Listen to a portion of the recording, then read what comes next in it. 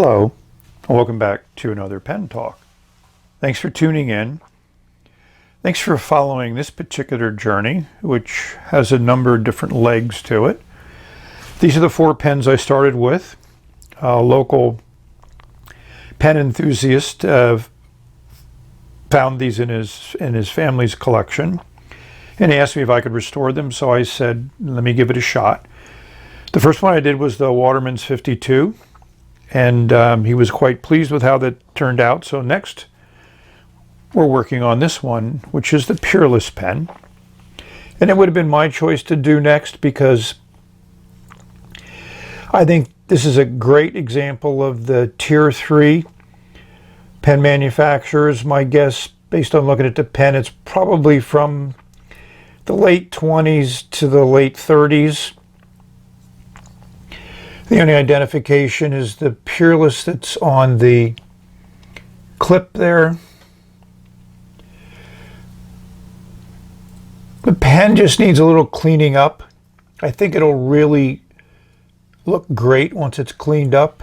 And I'm going to, my first cleaning on this one is going to be after we get it disassembled, is to just wash this with some nice mild detergent to get off any crud or grease, and then do a light polish and a wax, and I think it'll look very well. The cap has lots of good threads in it. There's no liner inside the cap, but it looks like it's sealed pretty well. The nib hopefully is just caked with ink. We'll find that out when we disassemble it. There's no sack in it. The lever is good, and again, the pen functionally looks like it's in good shape. Let's see, the real test is, can we get the section out? And it comes out easily. There is a little bit of a rubber sack still on the bottom of that section, so we'll clean that up. We'll knock the nib and feed out. If we look inside the barrel, we'll just see a little bit of sack here at the very bottom, which I'll get my little scraper out and get in there and clean it out. So that's the first look. I've done as much research as I can on Peerless, and not much to be found. It looks like it was a very small Tier 3 manufacturer. The only thing it specifically references, here's an ad from 1947. And here's some pictures I found on various places, some for sale on eBay, and they run the gambit, so it doesn't look like there was any particular model that they were famous for or known for. I think this is a great example with the flat top, a very good size. So let's see, getting it in writing order and seeing how it writes. After removing the section, the next stage is to use this knockout block, which I got, I think, from Pandemonium. You could make your own. So you put the section over the right size hole, you use like a steel rod, and you knock out the nib and feed. Came out relatively easily. I think we need to look closely at what decades of ink can do to a, it says it's stainless steel, but hopefully there's just dried ink there and it hasn't really corroded it, but we'll see. I'm certain that the gold plating will be lost, but if the nib functions, I mean, there are nice long tines there, so I have some expectations on if we can get this nib to write, it should be a good writer. Nice ebonite feed. Well, the pen has been cleaned up, and the first very pleasant surprise was the nib came out great. This is just after soaking it for a couple hours, swishy in soap and ammonia, and I'm impressed. It doesn't look like there's any plating missing. There's a little bit of pitting in the back, but nothing significant, but I'm very happy. And I think that nib is going to work fine. The feed also came out well. So the ink, even though there was a lot of ink there, was probably just a classic standard water-based ink, and so therefore it dissolved pretty easily and came clean. So one thing to notice is those fins are well away from that channel, which is very typical of vintage feeds, and this is a very typical feed in my experience. They have those two channels that run down the length and terminate near the end of the feed, which is a little bit usually past the breather hole in the nib. The section didn't need much. I just scraped off that rubber sack that was left here at the end, and it was very calcified. It was probably used, they used shellac when they put the nib on, but this cleaned up well also. I made certain there's no ink inside that. So you want to be ready for the pen to take on ink. And I think this resin cleaned up very, very well. It's a very subtle gold kind of veins inside of that green resin. If you look closely at the end, I think you can see there's like a little piece there, kind of looks like the end of a tube. So I think this was a tube, and I think they put a plug in it. They did a very good job. And you notice how the veining in that plug is different. It kind of looks like it is part of that internal structure. And the cap also cleaned up great. That clip came out well. I thought that there would again be more brassing, but it turned out quite nice. Dog hair there. And again, that subtle green grain, and there again you can see that same type of design where it looks like there's a plug into the tube. But it's just a very aesthetically very pleasing pen. So we're going to put a sack on here, put it all back together, and put an ink in it and see if that nib writes as well as I hope it will. You notice everything's in this nice tray that is probably very popular nowadays because a lot of takeout food comes in plastic trays, and this is that clear lid. It's good to keep all the parts in there while you're doing your restoration. That was a suggestion by Troy LaPlante, one of the pen reviewers on YouTube. I think we need to look inside the barrel to see the lever in there. It's a standard J bar. It's hard to see right down there to the bottom, but that's what it is. And that J bar has a little ridge in it, which the lever fits over. So when you come down on the lever, you can see it pushes down that J bar, and that's what compresses the sack and brings ink into it. This is a very translucent resin, and this is great to see the veins that are in the resin. And it's also interesting the way it brings out the pearlescence, this LED light. We'll do a little bit of checking there at the top. And again, it's the same type of translucent resin that was in the barrel. So I'm very impressed. It's a kind of very modern colored resin in a vintage pen. Being an engineer, I had to explore the inside of the cap.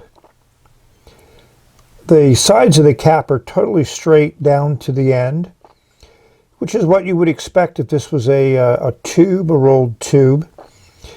And I don't know how much the camera's going to pick it up, but it definitely looks like that cap has been glued in place. A lot of air there, so not certain this will be able to keep the nib wet, capped for a period of time, but we'll see.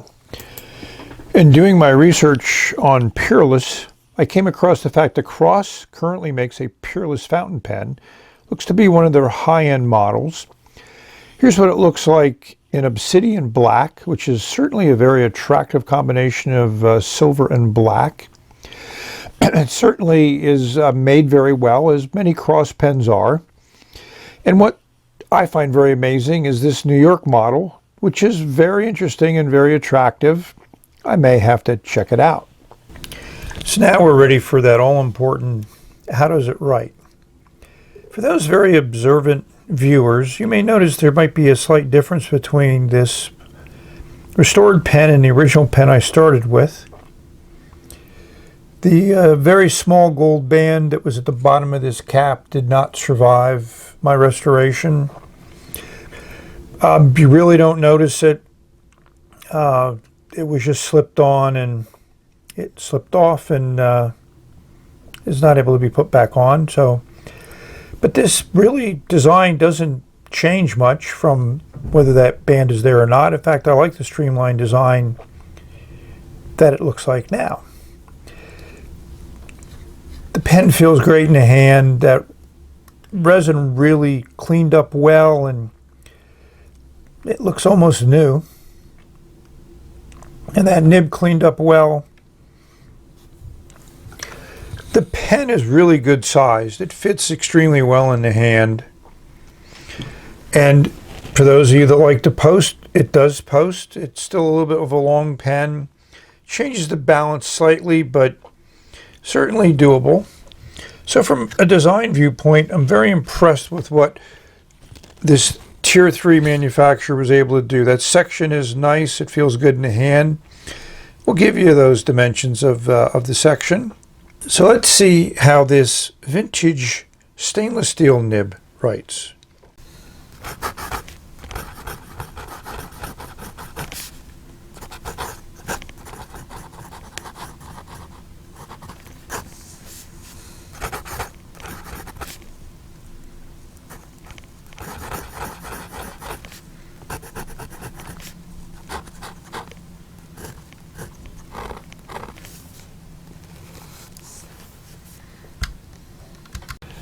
So this ink is Lamy green. And you heard that the nib is a little scratchy, not excessive. I've done my best to tune the nib, but the nature of that design and how the tipping material is there, I don't think it'll ever be a super smooth nib, but if you use light pressure, it writes well. And like other vintage pens, it'll really write well with just very, very light pressure. It does flex a little bit. It's not a nib I would push, but you can see the flow does keep up. Again, it's, you know, if they made a modern nib like this, a lot of people would go, wow, but apparently they don't. So overall, again, I'm very happy with this restoration. The owner will have a hopefully enjoyable writing experience using this family pen that has now been put back into service. So in this series, there's 2 more pens to restore, a Schaefer and a Parker. So we'll be getting those in the next couple days, a week or 2. Hopefully you look forward to seeing those videos. So thank you for watching. May you have many wonderful pen experiences. Maybe there's some family heirlooms that you're writing with, or maybe you're restoring them. It's great to bring back a vintage pen like this back into operations, and it's one of the fun parts of this hobby from my perspective. So we've reached the end of this video. Hopefully you're enjoying your pens, writing letters, coping as well as you can with being required to stay indoors. I went out today with a mask and gloves and did the shopping I needed to do, and got everything I needed, so that was nice. There were some lines. There's still some people that don't seem to understand social distancing, but overall, I think everyone's doing their part as well as they can. And at one point in time, we'll be at the end of this, and we'll look back upon this time in our lives and have many stories to tell. So we're going to say bye for now, the end of this video. And this Lamy green works very well in this pen. And as you saw, it was a ret writer.